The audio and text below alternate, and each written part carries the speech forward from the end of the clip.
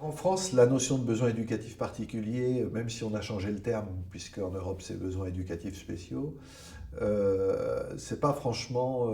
D'abord, la notion n'est pas reconnue officiellement, c'est-à-dire qu'on se contente, si vous voulez, d'additionner un certain nombre de catégories d'élèves en difficulté. Donc ça peut aller des élèves anophones, des élèves, oui, donc non francophones, des élèves qui présentent des troubles du comportement qui sont scolarisés en classe relais, des élèves en situation de handicap ou des élèves en grande difficulté scolaire. Donc il n'y a pas de notion stabilisée d'utilisation de cette notion en France.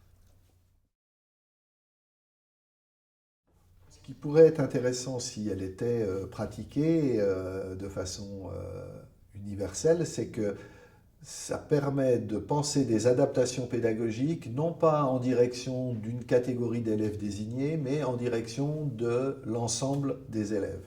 C'est en gros ce que les anglo-saxons appellent le design for all, c'est-à-dire travailler l'accessibilité pédagogique pour tous, et non pas simplement en fonction d'un particularisme. Donc c'est faire passer l'adaptation, je dirais, dans le langage couramment utilisé, l'adaptation scolaire avant la compensation.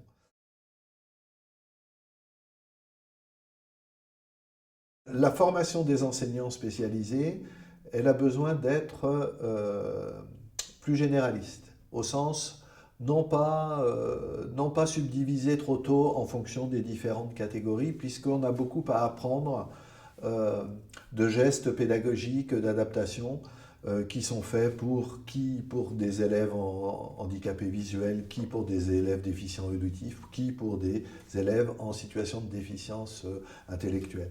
Donc en fait, c'est important de penser d'abord ce qui est générique et général dans une formation, avant de penser spécialisation et catégorisation. Hein. Euh, Ensuite de quoi, bien sûr, ça ne fait pas disparaître la nécessité de savoir spécialiser à des problématiques, je dirais, spécifiques pour des handicaps.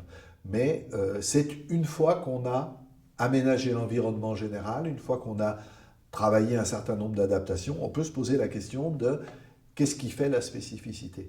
Or, on avait une démarche dans les formations antérieures qui posait d'abord la spécificité du handicap, hein, comme radicalement différente, et puis ensuite on travaillait sur un environnement spécifique. Donc, à mon avis, les nouvelles formations, elles doivent prendre en compte ce nouveau contexte qui est que c'est du lieu de la scolarisation que doivent se définir les besoins des élèves, et en fonction évidemment de leur capacité ou situation par rapport aux apprentissages.